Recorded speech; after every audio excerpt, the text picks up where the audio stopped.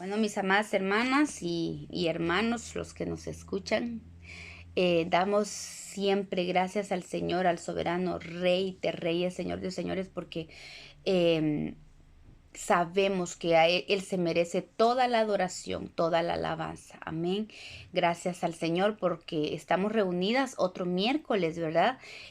Con el fin de aprender de la palabra y de buscar la dirección del Señor por medio de su palabra. Que el Espíritu Santo nos enseñe esta mañana, que el Espíritu Santo nos encarrile nuestros pasos, si alguno de nuestros pies está desviado, si alguno de nuestros pies se ha torcido, sean nuestros caminos enderezados, porque cada mañana es una oportunidad para que nuestra vida sea recta delante del Señor.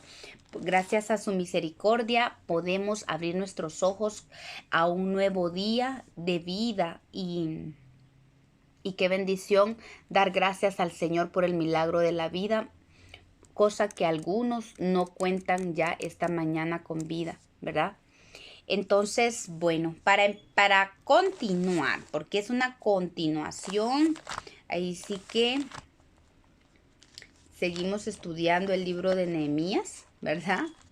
Hoy nos estancamos en el capítulo 11 de Nehemías, porque qué importante es saber y reconocer los habitantes de Jerusalén. Esta Jerusalén que fue reconstruida, esta Jerusalén que fue levantada por Nehemías, los muros, las puertas fueron edificadas, y nos quedamos en este capítulo 11 donde detalla los que habitaron Jerusalén, ¿verdad? Vimos los que habitaron Jerusalén, vimos los jefes del pueblo, uno de cada 10 de la tribu de Judá y de Benjamín. Vimos que fueron seleccionados sacerdotes, levitas, cantores, porteros, y los sirvientes del templo. Y también pues hemos estudiado hasta el versículo 19, ¿verdad? Donde nos quedamos de los adoradores y nos quedamos de los porteros, los quedamos el miércoles pasado, los guardianes, ¿verdad? Los guardianes del templo. Pero vamos a caminar porque esta mañana quiero que nos concentremos, ¿verdad? Ya en el tema que nos toca, está en Nehemías 11:20, y vamos a ir viendo los versículos que nos restan. Creo que hoy, si el Señor nos da la vía y el Espíritu Santo nos permite, pues vamos a terminar el capítulo. El verso 20, Nehemías 11, verso 20 dice: y el resto de Israel, de los sacerdotes, dice, y de los levitas en todas las ciudades de Judá, cada uno en su heredad, ¿verdad? Aquí está hablando del resto de pueblos que no tuvo oportunidad de estar o residir en Jerusalén. Esto es el resto de Israel. O sea, recordemos que en Judá había no solo de la tribu de Judá y de Benjamín que se volvieron una, sino también había el resto de Israel, habían de otras tribus que habían venido de alguna manera, de los que habían sido esparcidos, pues de alguna manera habían venido a hacer su morada en Judá, en la tribu de Judá, en la ciudad de Jerusalén. Pero dice que el resto de Israel, incluyendo sacerdotes y los levitas en todas las ciudades de Judá, cada uno en su heredad. Vemos entonces que estos sacerdotes que mencionan acá y estos levitas no fueron de los que heredaron o fueron seleccionados para vivir en Jerusalén, porque estaba la ciudad de Jerusalén y el resto de las ciudades de Judá, ¿verdad? Estaba el resto de las ciudades de Judá y estaba la ciudad central, que era la Jerusalén. Todos los que vimos anteriormente ellos vivían en Jerusalén. Pero este verso 20 específicamente habla del resto. O sea, que hubieron sacerdotes y hubieron levitas que no fueron parte de los que habitaron Jerusalén. Estos se quedaron fuera de la ciudad de Jerusalén, aunque sí tuvieron heredad en las otras ciudades. Romanos 8:17 dice, y si hijos, también herederos, herederos de Dios y coherederos con Cristo, si es que padecemos juntamente con Él, para que juntamente con Él seamos glorificados. Aquí vemos herederos, herederos de Dios y coherederos de Cristo, ¿verdad? Vemos claramente tres grupos específicos en este verso de Romanos 18:17. Herederos, herederos de Dios y coherederos con Cristo. Y los coherederos con Cristo pues tipifican a la esposa de Cristo. Cantares también habla de estos tres grupos. Cantares 6:8 dice, 60 son las reinas y 80 las concubinas, y las doncellas sin número. Mas una es la paloma mía, la perfecta mía, es la única de mi madre, la escogida de la que dio. La escogida de la que la dio a luz. La vieron las doncellas y la llamaron bienaventurada, y las reinas y las concubinas la alabaron. Aquí se pueden ver otra vez tres grupos. Las concubinas, ¿verdad? Las concubinas, las reinas y la amada con sus doncellas. Y esta amada es la que dice que dio a luz su madre. Y vemos esto se une o lo confirma Apocalipsis 12:15. Recuerdan que hablamos que es el hijo varón, el hijo primogénito que la mujer dio a luz, es el primogénito el que es arrebatado para Dios, que simboliza o tipifica ese remanente fiel o la esposa del Cordero que va a ser arrebatada. Entonces aquí Cantares dice que la amada es la que dio a luz su madre. Entonces aquí vemos la unidad de estos dos versos que tipifican a ese remanente fiel que es la esposa, la única que se guardó, la única, dice la paloma mía, la perfecta mía, es la que buscó la perfección de Dios por medio de la entrega al Espíritu Santo, ¿verdad? Esta es la única, la perfecta, la que va a ser coheredera juntamente con Cristo, porque es la esposa la que hereda con Cristo, los que es coheredera con Cristo, los demás son herederos de Dios y los herederos. Vamos a ir viendo cómo se van tipificando, y más adelante les voy a mostrar un mapa donde especifica cómo quedaron las ubicaciones dentro de Jerusalén y fuera de Jerusalén. Amén. Las doncellas, pues las doncellas no es un grupo aparte, porque las doncellas siempre están con la esposa, están con la amada. Y eso lo podemos ver en Génesis 24:61, cuando Rebeca fue llevada para Isaac como esposa, ella llevaba sus doncellas, ¿verdad? Ellas siempre van con la amada. Dice, entonces se levantó Rebeca y sus doncellas, y montaron en los camellos y siguieron al hombre, y el criado tomó a Rebeca y se fue. Vemos aquí cómo las doncellas acompañan a la esposa. Entonces no es un grupo aparte, pero las doncellas siempre son las que están al servicio de la amada. Aún en Esther capítulo 2 verso 9 vemos también que a Esther, cuando se le coronó reina, y dice que agradó a los ojos del rey y la hizo su esposa, dice que se le dieron 7 doncellas para que estuvieran con ella. Las doncellas pertenecen a la esposa, siempre están, por eso no es parte, por eso están aparte, son las concubinas y las reinas, ¿verdad? Las concubinas y las reinas son grupos apartes, pero las doncellas son parte de la esposa, ¿verdad? De la amada. Y aquí quiero mostrarles este cuadro. No sé si logran verlo. Es un mapa. Voy a mostrarlo aquí para los de... ¿cómo volteo la imagen? A ver... no puedo voltear la imagen aquí. Ok. Vean. Aquí están... los que quedaron afuera de la ciudad. Todo esto que ven acá es la ciudad de Jerusalén. ¿Logran verla, hermanos? ¿Logran verla aquí? Todo esto es la ciudad de Jerusalén. Todo lo que está enrosado. ¿Logran verlo? Ok. Bueno, todo esto es Jerusalén. El resto que habla el verso 20 que acabamos de leer en Nehemías se quedó fuera de la ciudad de Jerusalén. Aquí está, el resto del pueblo, israelitas, los de Judá y de Benjamín y algunos pocos de otras tribus.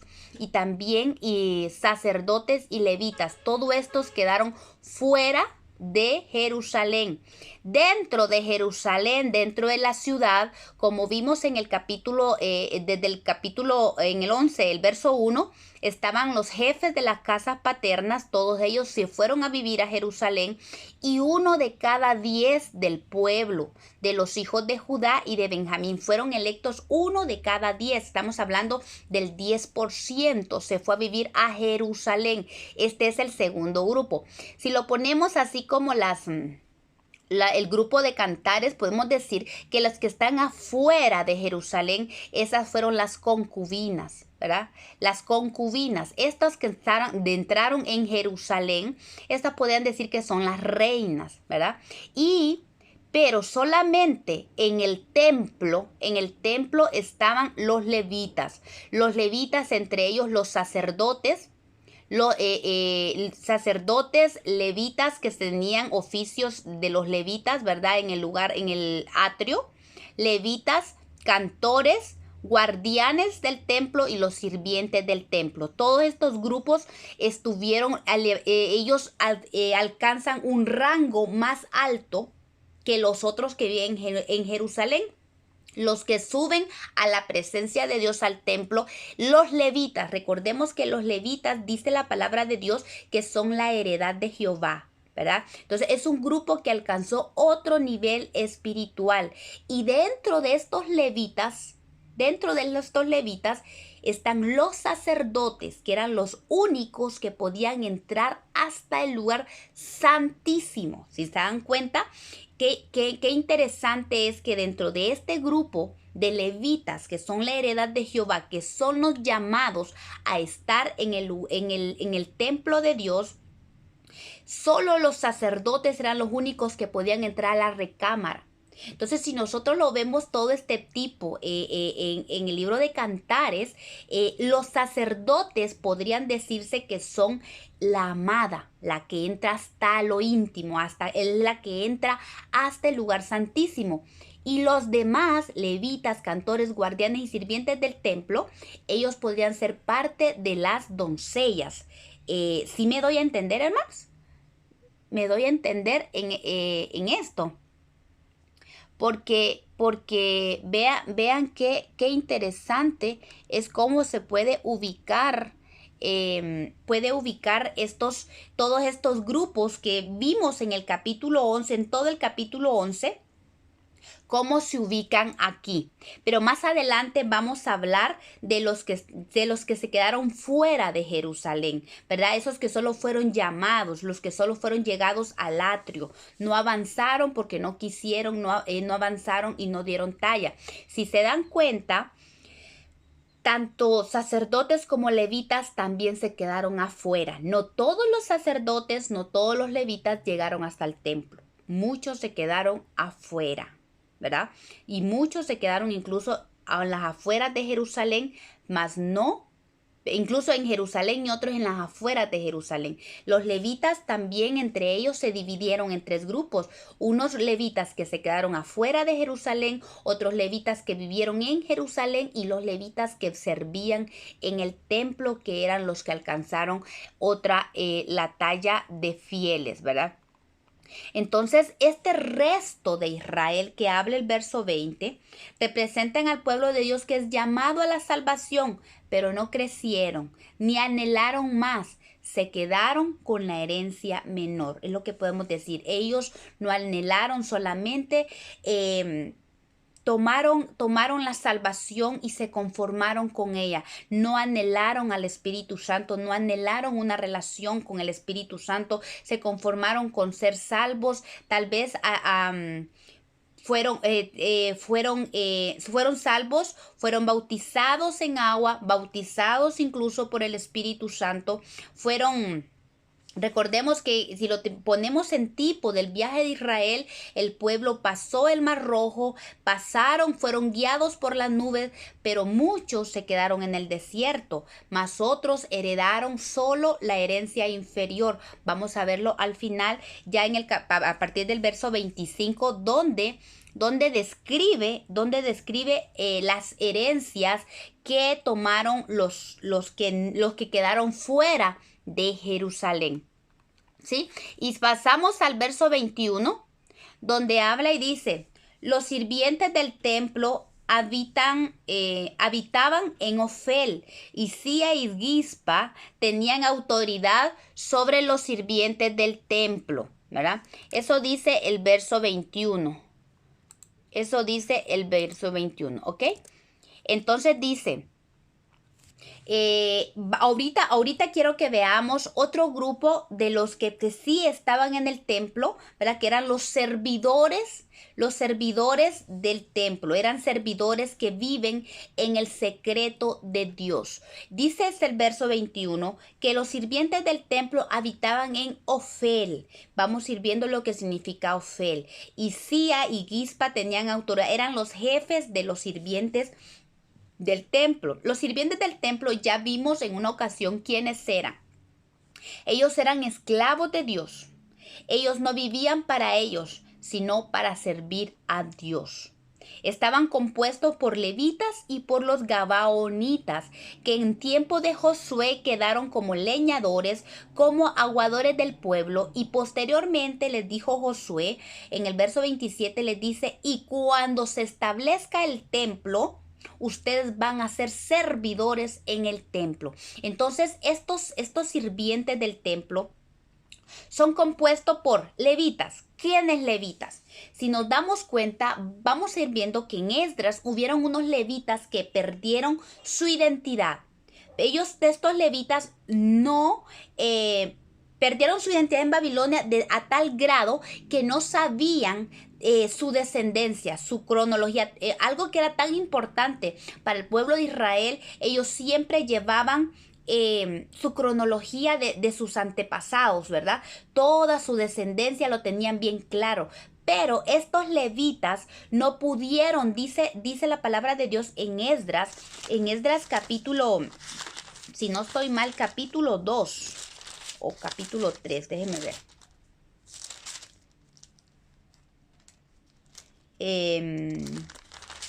Sí.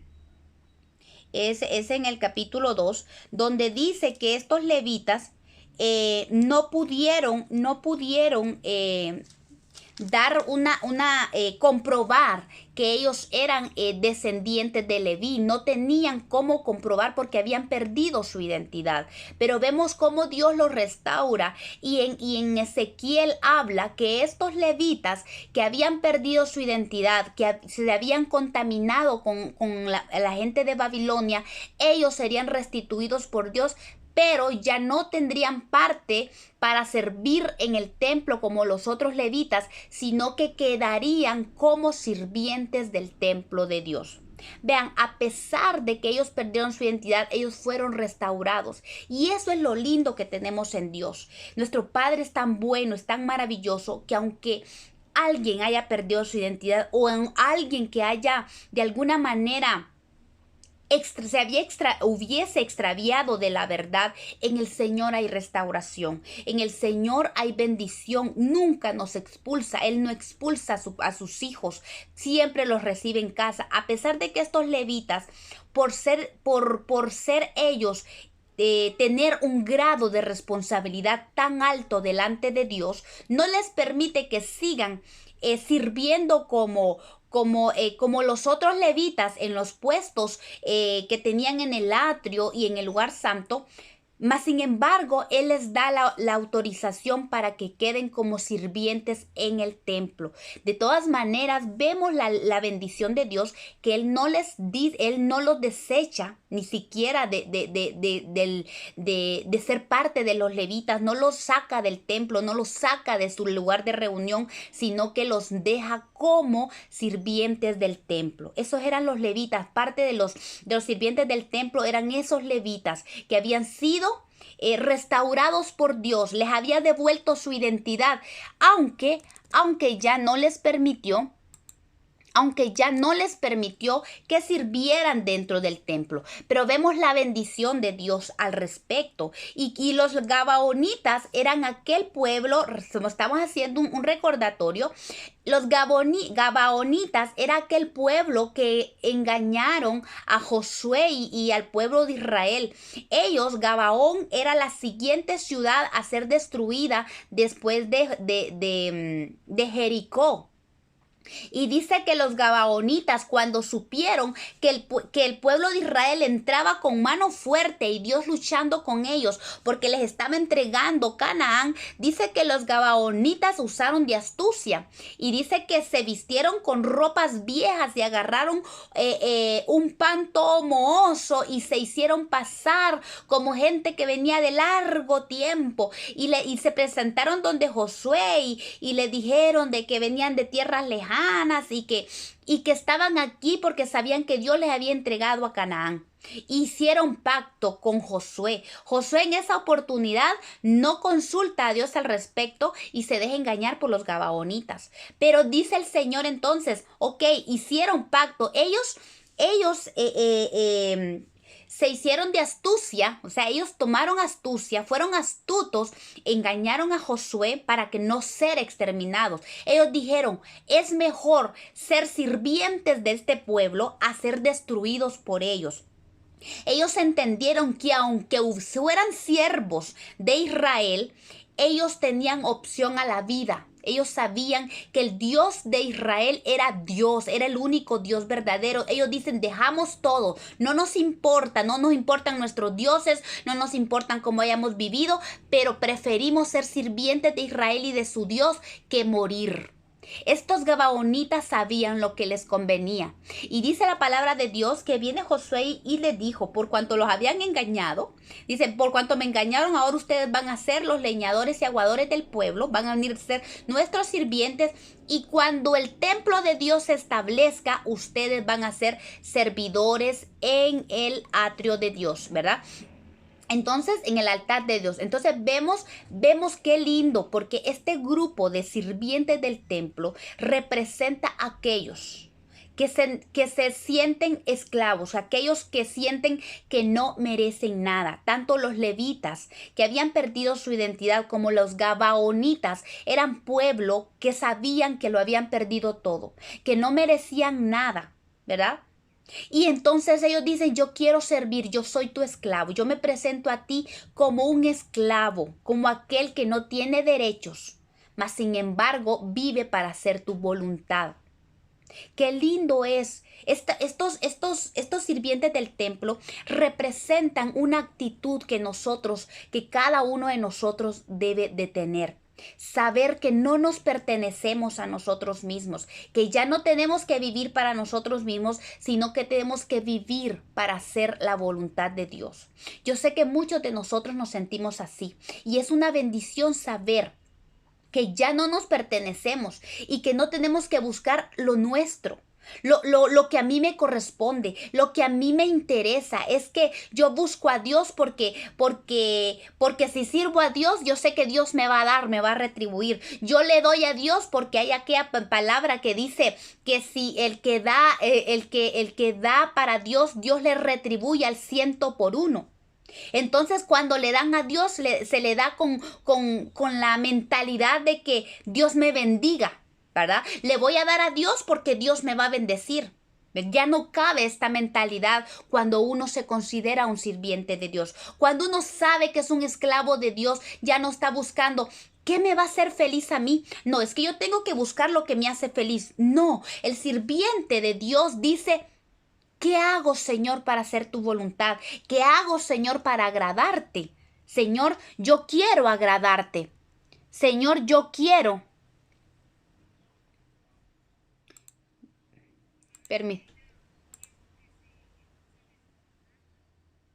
¿Así?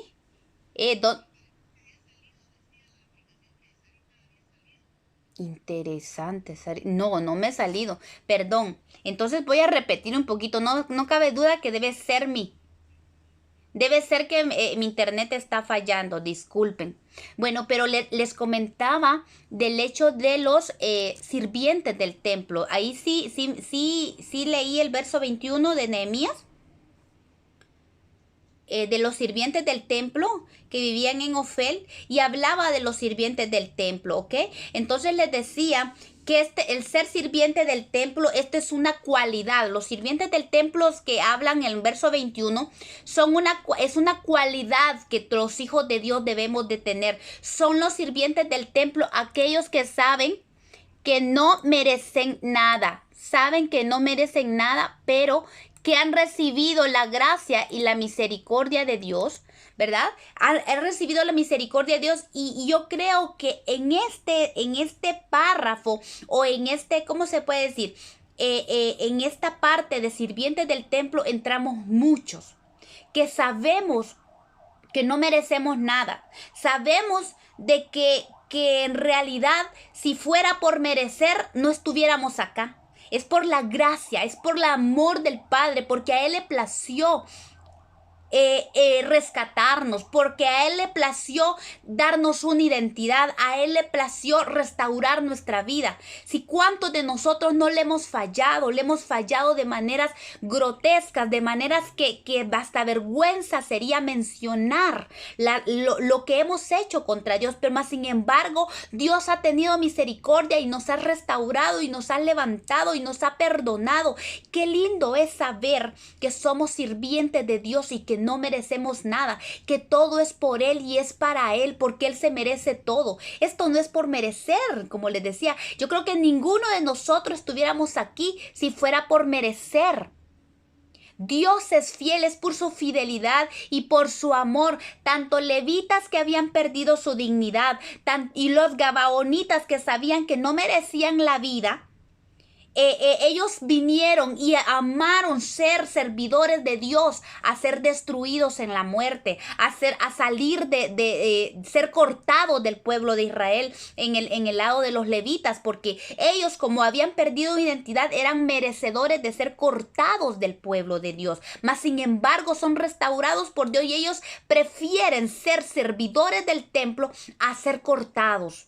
¿Cuántos de nosotros, preferimos ser siervos de Dios, ser sirvientes de Dios, ser esclavos de Dios, a ser cortados y morir sin Cristo en nuestro corazón? Preferimos ser sirvientes. Y yo creo que es una actitud que todos deberíamos de tener. La necesitamos, porque el orgullo no cabe en el templo de Dios. El orgullo no cabe en el grupo selecto que va a estar en el templo de Dios, en lo más alto. No cabe. Entonces, hermanos, qué importante es que tengamos nosotros esta sensibilidad, que como sirvientes del templo, saber que todo tenemos que hacerlo por Él, bendecir a Dios, servir a Dios con todo nuestro corazón, porque le pertenecemos a Él. Es que todo es por Él. Aún si Dios nos permite usarnos como instrumentos para servir en su templo, para traer a otros a Dios, para hablar su palabra, es una bendición. Todo el servir a Dios tiene que ser un anhelo profundo en nuestro corazón. Servirlo, agradarlo, vivir una vida que lo agrade a Él, no buscando lo que yo necesito, lo que yo merezco, porque en realidad, si nos ponemos a pensar, en realidad no merecemos nada, porque la palabra de Dios dice que no hay justo, ni siquiera uno. El único, el justo, es Jesucristo, el que lo dio todo, y aún así murió por nosotros, llevando sobre la cruz, sobre sus hombros, la carga de nuestros pecados, la carga de nuestra iniquidad fue sobre Él, para que nosotros tuviéramos vida. Él llevó nuestra muerte. Qué bendición es ser sirviente de Dios, es ser esclavo de Dios, así como dijo Pablo: ya no vivo yo, Cristo vive en mí, y ahora lo que yo vivo en la carne, lo vivo en la fe del Hijo de Dios. Ya no quiero vivir para mí, quiero vivir para ti. Cuando nosotros caemos en ese punto, hermanas y hermanos que me escuchan, de que nosotros decimos: Señor, yo ya no quiero vivir para mí. Cuando nosotros decimos esa palabra, se desata un poder del Espíritu de Dios sobre nuestra vida, que nosotros tal vez no nos damos cuenta, pero el Espíritu Santo trata trata con aquellos que han muerto para sí mismos. Ahí es donde el Espíritu Santo dice, ahora me toca a mí, ahora sí dame la oportunidad porque yo te voy a usar donde yo quiero que te ser usada. Porque los sirvientes no le dicen al Señor, no me mandes aquí. No, es que ¿por qué me mandas a mí? Pues manda a otro. ¿Por qué si yo ya hice esto? ¿Por qué si yo no quiero ir allí? No, es que allí de repente, si usted es un siervo de Dios que predica la palabra, es que ahí no dan una buena ofrenda. Como he escuchado yo comentarios de ciertos pastores que han dicho eso, porque lamentablemente lo he oído. Es algo que he oído personalmente. Es que en tal iglesia sí dan buena ofrenda cuando me invitan a predicar.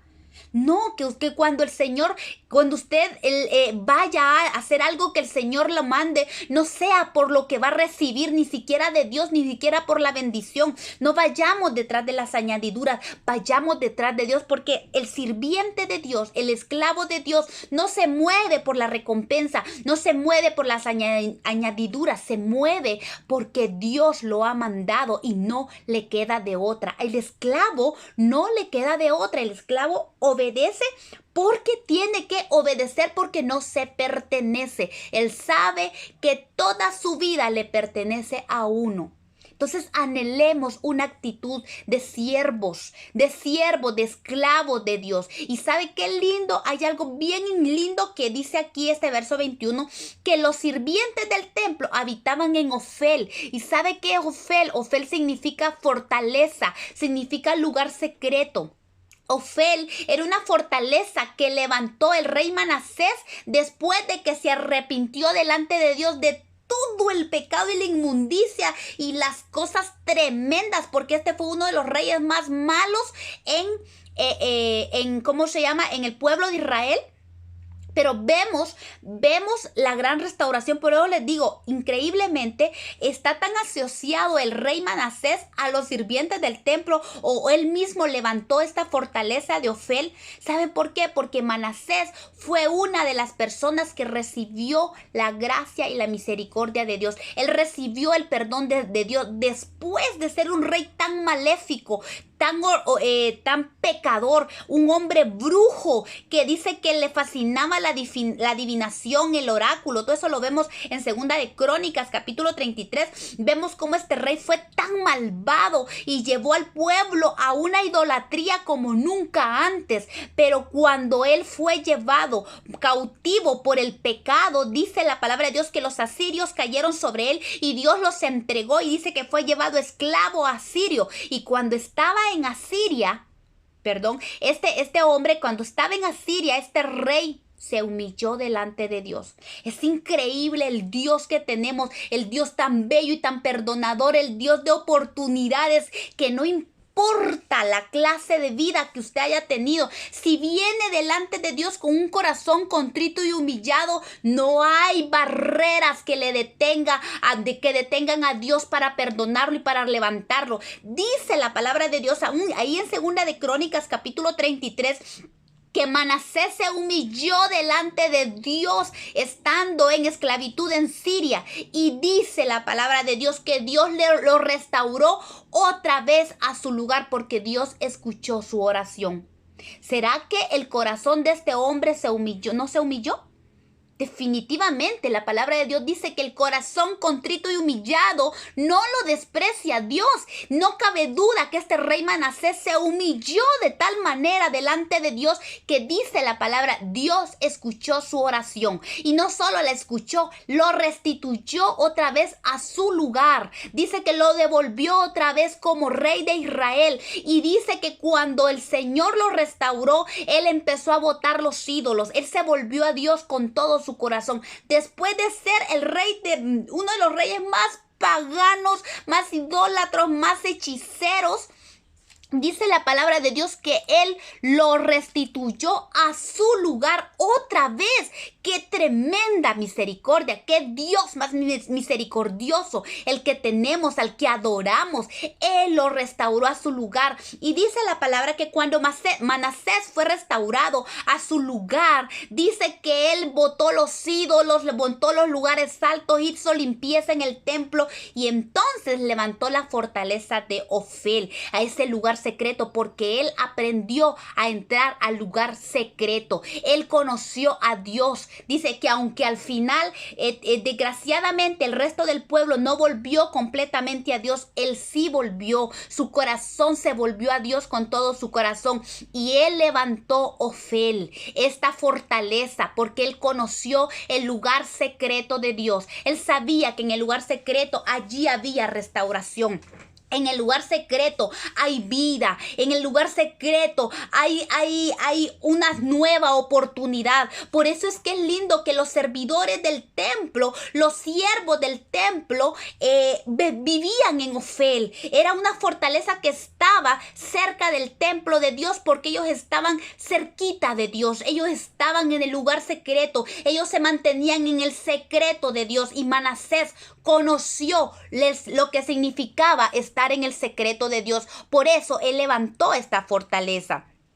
Los servidores del templo son los que se mantienen entonces dentro de esta fortaleza, en el secreto de Dios. ¿Por qué? Porque ellos saben que como no se pertenecen a ellos mismos, no que le pertenecen a Dios, ellos necesitan tener una comunión con Dios de tal manera de que ellos tienen que aprender a oír literalmente la voz de Dios para seguir instrucciones. Porque ¿qué esclavo va a hacer la voluntad de su amo si no sabe la dirección de Dios? Si no es guiado por su amo, si no es guiado, si no recibe las instrucciones precisas de su amo, ¿cómo va a servir a su amo de una manera correcta, de una manera que le agrade? El siervo, el esclavo tiene que conocer la voz de su amo, así como nosotras tenemos que aprender a conocer la voz de Dios. Por eso es importante esta cualidad de siervos, que esté bien sellada en nuestro corazón, para que nosotros sepamos que es entrando en el lugar secreto de Dios, en la fortaleza de Dios, donde vamos a recibir la instrucción de Dios. Es donde vamos a obtener misericordia. Dice que los servidores eran los de menor rango, mas sin embargo estaban en el templo. Eran los más bajos en el servicio de Dios, pero estaban en el templo. No eran de los que estaban ni siquiera en el resto de la ciudad de Jerusalén, mucho menos de los que se quedaron fuera de Jerusalén. Aunque eran los servidores de menor rango, ellos estaban en el templo. Ellos sabían su lugar en el templo como siervos de Dios. Esto nos enseña muchas cosas, hermanos, que tenemos que entender que así como fuimos rescatados sin ser pueblo, sin tener identidad, ahora del Señor nos ha dado un valor, porque Él pagó por nosotros. Su sangre preciosa fue derramada por nosotros y tenemos libre entrada, a pesar de ser siervos de Dios, a pesar de tener el grado menor, el rango menor de servicio en el templo. Tenemos entrada al templo porque somos servidores de Dios. Podemos entrar al lugar secreto donde podemos escuchar la voz de Dios para conocer su palabra, para conocer su instrucción, para conocer la revelación. Y allí somos capacitados por Dios. Debemos seguir restaurando nuestras vidas, teniendo frente a nosotros siempre la palabra de Dios, y seguir creyendo, creciendo para alcanzar aquello por lo cual hemos sido alcanzados. En la pantalla les estoy mostrando dónde estaba Ofel. Ofel es esta parte verde, miren, es esa fortaleza. El templo es lo celeste, ¿verdad? Y ellos vivían cerquita del templo, porque ellos en cualquier momento, el sirviente tenía que estar presto, listo para cualquier orden, que era cualquier necesidad. Así es que debe ser nuestra vida, estar pendiente de lo que Dios quiere para nosotros. Y ¿sabe qué me llama la atención de esto? Si ustedes se dan cuenta, miren, aquí en Ofel habían dos puertas que estaban juntas, que pegaban a la fortaleza de Ofel. Estaba la puerta de las aguas, que es esta de acá, vean. Y estaba también la puerta de los caballos. Ya hablamos de la puerta de las aguas y la puerta de los caballos. Pero es tan interesante ver cómo estas dos puertas estaban cerca de pegaban con la fortaleza de Ofel, donde habitaban los sirvientes del templo. Y dice el verso 21 allí que tenían dos jefes, que uno era Sia, que significa sequía, y Gispa, que significa atento. Estos eran los dos jefes que estaban sobre los sirvientes del templo.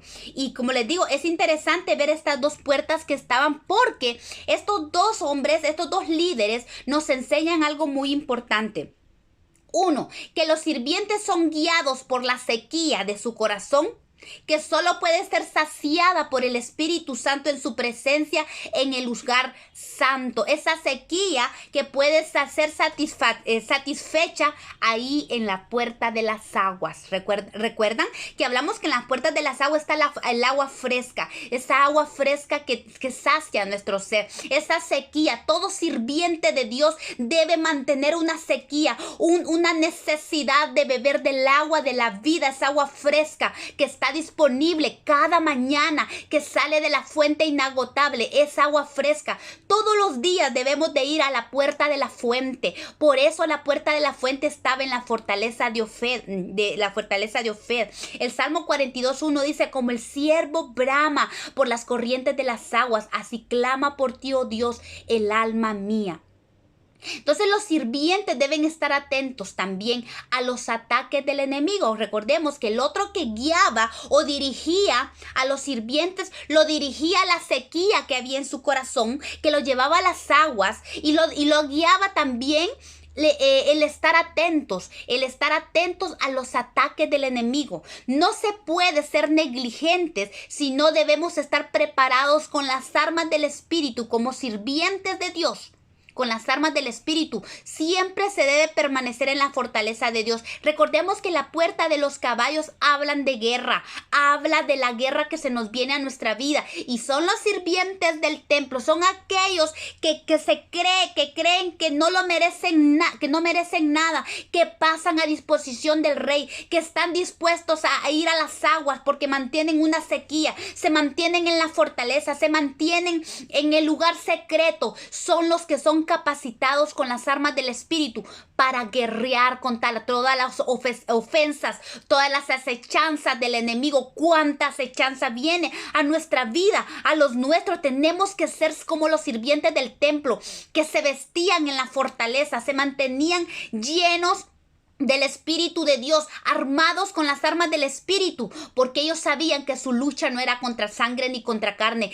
Los sirvientes son gente entendida de no solo de su necesidad, sino que también no están ¿cómo es la palabra? Que ellos siempre están sabiendo cuáles son las iniquidades, cuáles son las acechanzas del diablo, O sea, que ellos no ignoran, esa es la palabra, no ignoran las artimañas del enemigo. Son gente entendida, gente que pasa por eso en lo secreto, ahí donde hay revelación, donde hay palabra, donde hay sabiduría, donde el Señor revela y dice: Satanás obra así, así tienes que pelear, así es esta arma que tú tú debes usar, porque las armas del Espíritu son muchas, y si somos guiados por el Espíritu Santo, nos mantenemos en el secreto de Dios, así como los sirvientes del templo, vamos a saber qué arma usar contra el enemigo, porque el Espíritu Santo es un estratega y no siempre le va a decir a usted o me va a decir a mí qué arma vamos a usar, la misma arma. Él dice qué arma vamos a usar. Él te dice: hoy vas a usar esta arma, hoy vas a ayunar porque hoy necesitas ayunar, hoy te vas a meter en oración, campaña de oración, hoy te vas a levantar en la madrugada, mantente en la madrugada, mantente allí en lo secreto, búscame en el agua fresca, búscame porque ahí hay revelación y te diré qué arma usar contra el ataque del enemigo. Y qué lindo es saber esto, hermano. Mire, me encantó esto de los sirvientes del templo, porque es aquel que sabe que no merece nada, al que Dios está dispuesto a darle todo. Qué lindo, me encantó esto. Dice la palabra de Dios en el Salmo 27:1-3: Jehová es mi luz y mi salvación, ¿de quién temeré? Jehová es la fortaleza de mi vida, ¿de quién he de atemorizarme? Si yo me mantengo en la fortaleza de Dios, en el secreto de Dios, aún dice: cuando se juntaron contra mí los malignos, mis angustiadores y mis enemigos, para comer mis carnes, ellos tropezaron y cayeron. Aunque un ejército acampe contra mí, no temerá mi corazón. Aunque contra mí se levante guerra, yo estaré confiado. ¿Por qué? Porque yo sé quién pelea por mí. Yo sé quién me va a guiar en la estrategia. Yo sé quién me va a decir qué arma usar. Y no solamente Él me va a decir, yo voy delante de ti. Por Él me va a decir, usa esta arma porque yo voy delante de ti. Yo soy quien te empodero. Yo soy el que te lleno de fuerza. Vístete de mi armadura y verás cómo peleas y cómo el enemigo huye delante de ti. Porque son los sirvientes del templo los que se someten a Dios y los que le hacen resistencia al diablo, y ante estos servidores, los de menor rango, los más bajos, si usted quiere, son ante los cuales Satanás huye. Anhelemos ser de los servidores del templo, anhelemos, ¿verdad?, ser de estos hombres que se mantienen en el secreto de Dios, que se mantienen en la fortaleza de Dios, porque ahí en lo secreto está la fortaleza de Dios, ahí está la instrucción, ahí está la revelación. Cuánto necesitamos nosotros tener este entendimiento de lo que son los sirvientes del templo. Qué bendición es esto, hermanos. Y en el verso 22 sigue diciendo Nehemías, y el jefe de los levitas era en Jerusalén era Uzi. Este Uzi, aquí les puse todos los antepasados, pero este Uzi era un adorador, era un descendiente de Asaf, ¿verdad? Él era el que estaba al cargo de todos los levitas del templo, de todos los levitas, incluyendo también a los servidores del templo. Era un adorador, ¿ya? Desde que nos levantamos, hermanos, hasta que nos acostemos, debemos aprender a ser guiados y dirigidos por el Señor en la adoración, allí en ese lugar secreto. ¿Con qué vamos a venir delante de Dios? Con adoración. Eso nos confirmará, nos fortalecerá y nos hará que prevalezcamos contra las acechanzas del diablo. Allí vamos a hacer resistencia porque somos guiados por el Espíritu Santo. Uzi representa que somos fortalecidos, representa la adoración, en que somos fortalecidos, en que somos confirmados en el Señor y prevalecemos delante de las acechanzas del diablo. También dice el verso 24, y Petaías, hijo de Mesezabel, de los hijos de Zera, hijo de Judá, estaba al servicio del rey en todo negocio. Petaías era descendiente de uno que su nombre significa librado por Dios, y de otro que significa que Dios resplandeció, y de otro que representa alabanza o adoración. Era el que representaba al pueblo delante del rey en todo asunto, dice aquí el verso 24. Era un hombre con un carácter muy determinado, tenía discernimiento, tenía capacidad y autoridad con la que podía abrir, desatar, romper, soltar y liberar a favor del pueblo. Y me encanta esto porque esta es una cualidad que debemos tener nosotros como hijos de Dios, así como sirvientes del templo. Cuando nos mantenemos en el secreto, somos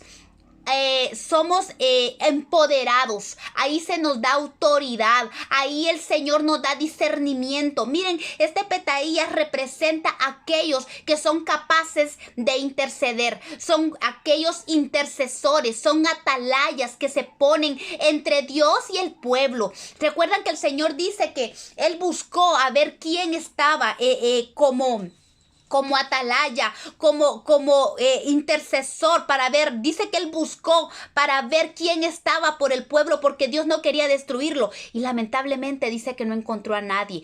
Pero Petaías representa a aquellos que en este tiempo se levantan como intercesores, como sirvientes de Dios, pero como intercesores, sabiendo que son capaces de interceder, que se les ha dado la autoridad de parte de Dios, se les ha dado el discernimiento de parte de Dios en lo secreto para abrir, ¿Para abrir qué? Las puertas de bendición. ¿Para abrir qué? Las puertas de restauración para tu casa. Si tú quieres de verdad ser parte, si tú quieres ver la restauración, no estés esperando que alguien más ore por ti, que alguien más pelee tus batallas. Tú puedes pelear tus batallas porque el Señor da la autoridad, Él da la capacidad si nos mantenemos en el secreto.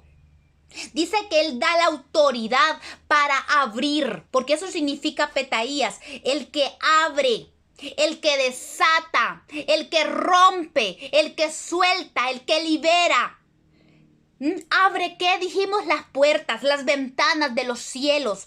Desata las ligaduras de impiedad que el enemigo ha tirado no solo sobre su vida, sino sobre los suyos, sobre el pueblo de Dios. Es gente que Dios levanta en medio de esta generación. Es gente que se levanta en esta generación con autoridad, con poder de Dios. Necesitamos, la iglesia necesita gente, pueblo que al igual que Petaías se levante en la autoridad del Espíritu Santo, que sea capaz de ser un sirviente de Dios, para meterse en lo secreto, para recibir la autoridad de Dios, para abrir, para desatar, para romper, para soltar, para romper cadenas, destruir las fortalezas del enemigo, para soltar las ligaduras, para soltar los grillos que el enemigo ha puesto sobre su pueblo y para libertar. Miren qué lindo, porque esto, si nos vamos a Lucas capítulo 5, creo que no estoy mal, de cuando habla que el Señor dice,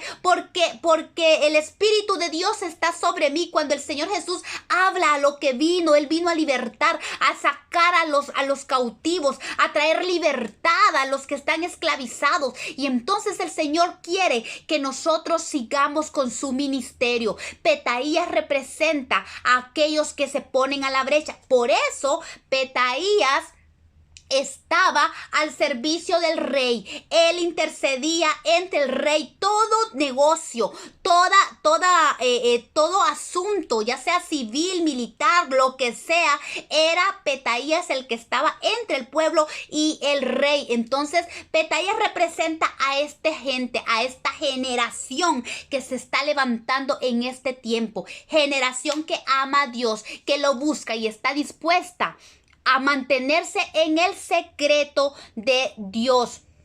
Gente que interceda. Amén. Dice el Salmo 24:6.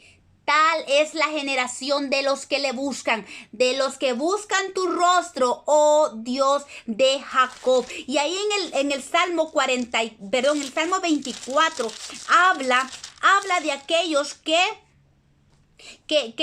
suben al monte de Jehová. Dice, ¿y quién estará en tu lugar santo? ¿Se dan cuenta? Como dice aquí el Salmo 24:3, el limpio de manos, el puro de corazón, el que no ha elevado su alma a cosas vanas, ni ha jurado con engaño. Esto resume un siervo, un esclavo, uno que no se mezcla, uno que sabe a quién le pertenece, uno que está consagrado, uno que busca la santidad porque anhela agradar a su Señor. Dice, él recibirá la bendición de Jehová y justicia del Dios de salvación. ¿Por qué? Porque Él está para arrancar, para abrir, para desatar, para romper, para soltar, para liberar. Tal es la generación de los que buscan tu rostro. Estos son los que van a alcanzar la capacidad y la autoridad de Dios para romper, para desatar, para libertar, para quebrantar. Aquellos que buscan su rostro, ¿dónde? En lo secreto, ¿dónde? En la fortaleza de Dios, donde son capaces de hacerle la guerra al enemigo. Aquellos que toman la autoridad de Dios en lo secreto para derribar al enemigo, para romper las cadenas que el enemigo ha trazado. Esa es la generación. Ahorita está levantándose una generación que va a buscar a Dios, va a amar a Dios con todo su corazón. Yo sé que cada una de nosotras está anhelando ser parte de esta generación que busque a Dios, que busque el rostro de Dios en la madrugada. Mi hermanos, ustedes si son parte, si cada uno de nosotras anhelamos ser parte de esta generación que busca a Dios, usted se va a dar cuenta que como el Señor Espíritu Santo, si usted lo anhela, Usted va a ver cómo el Espíritu Santo va a empezar a despertarlo.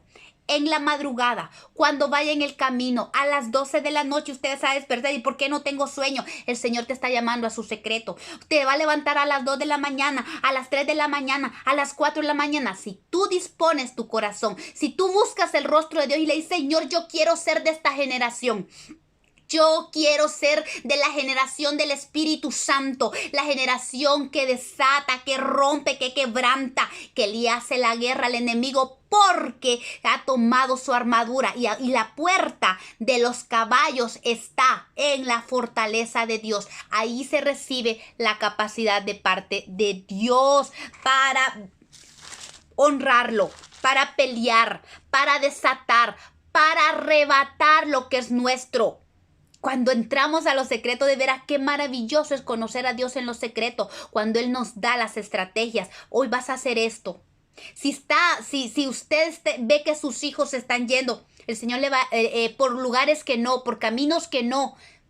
Ahí en lo secreto va a recibir la estrategia de Dios. Si tenemos esposos que no están buscando de Dios como nosotros quisiéramos, ahí en lo secreto. Si tenemos hijos, si tenemos familia, allí en lo secreto se nos van a dar las estrategias y la autoridad. Si somos siervos de Dios, el Señor nos va a levantar para rescatar a otros. Y esa es la bendición de la generación del Espíritu Santo. Y para terminar el capítulo 11... del capítulo 11 de Nehemías, del verso 25 al 26, habla de las herencias y de las aldeas en que habitaron el resto del pueblo. Retomamos el verso 20 con el que empezamos el resto del pueblo, aquellos, si nos vamos al mapita que les enseñé, el primero, ¿verdad? Del verso 25 al 36, habla de la herencia de estos que se quedaron fuera de Jerusalén, aquellos que heredaron fuera de Jerusalén, que se quedaron fuera. Y aquí vemos todas las ciudades de Judá y de Benjamín que ellos habitaron y que heredaron. Cuando ustedes tomen sus notas van a ir viendo aquí los significados de cada una de estas ciudades. Y para resumir el concepto de esas ciudades que son las herencias de los hijos de Judá y de Benjamín, todas ellas nos hablan de dos cosas. Una, de la condición o las condiciones en que Dios nos rescató del mundo. Porque recordemos que esa herencia es la primera herencia a la que entramos. De allí, de esa primera herencia, nosotros vamos a ir escalando hasta llegar al templo de Dios, si es que nosotros nos dejamos y nos damos al Espíritu Santo. Pero ¿cómo Él nos rescata del mundo? Nos rescata con lepra, con pecado. Nos rescata afligidos. Nos encuentra amargados, nos encuentra pisoteados, secos, arruinados, orgullosos, etc. Y también estas herencias nos hablan del sacrificio de Cristo y su salvación.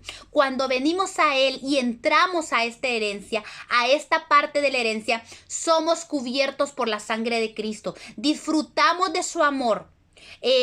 Allí Él nos da respuesta y un sentido a nuestra vida, nos guarda para Él, nos mete en sus atrios, a su casa, nos permite un nuevo nacimiento para que empecemos a subir a sus alturas, a dar frutos de arrepentimiento, nos sujeta a su autoridad, nos establece una base para empezar a crecer y a fructificar. En el proceso nos afila y nos fortalece a medida que vamos entrando en su secreto.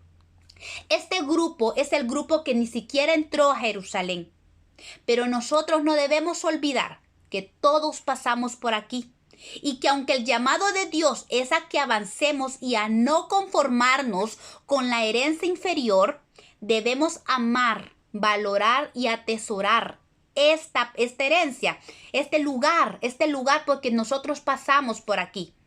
Tenemos que amar este lugar porque en este lugar fue cuando nosotros fuimos rescatados. Amemos la cruz de Cristo, amemos la puerta de las ovejas porque ahí el Señor nos rescató.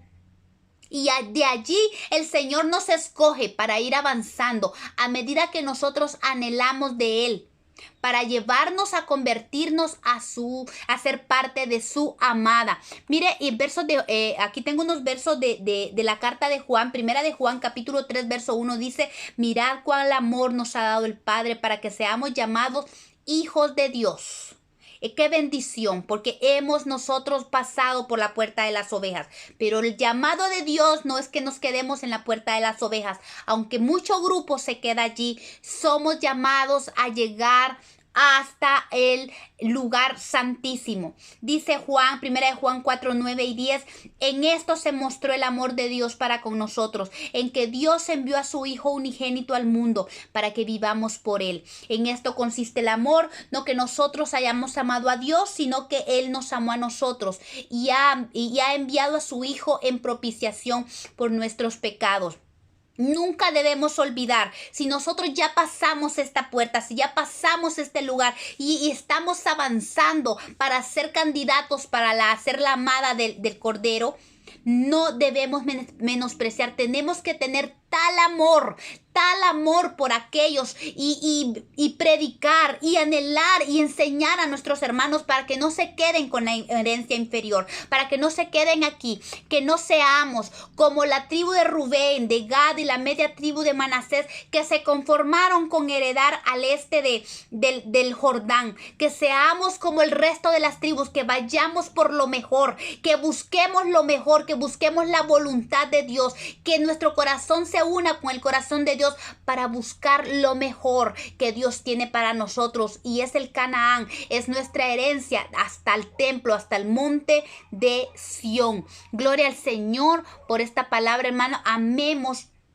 ser sirvientes del templo, amemos ser intercesores y amemos a nuestros hermanos y enseñemos a tiempo y fuera de tiempo para que no se queden con la herencia inferior, que todos anhelemos la herencia mejor, la mejor herencia que está en Cristo, que es el deseo de Dios para nosotros llegar al monte de Sión, que es nuestra herencia completa. Y para terminar, es una bendición de verdad glorificar a Dios con esta palabra. Esta palabra nos insta, esta palabra nos motiva a buscar de Dios cada día más. Y si alguien escucha de verdad esta palabra y no conoce al Señor, es tiempo. Estamos viviendo tiempos peligrosos, tiempos delicados. Son los últimos tiempos. El tiempo está cercano. La venida de Cristo está muy cerca. Es necesario huir de la ira venidera. Tenemos que buscar al Señor. Si necesitas al Señor, si no lo conoces, lo necesitas al Señor. Si no lo conoces, necesitas conocer su amor y su misericordia.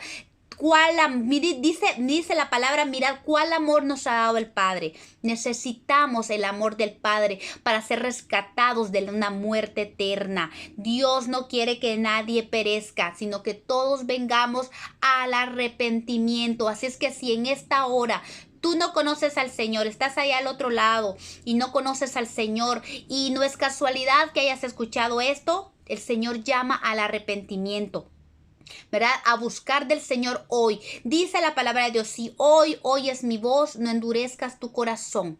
Clama al Señor, eleva tu voz al cielo, pide perdón por tus pecados y dile que quieres hacerlo, Señor, sobre tu vida, y que lo aceptas en tu corazón como tu Salvador, y Él va a transformar tu vida y te va a hacer parte de aquellos que van a ser herederos de las promesas, herederos de la salvación.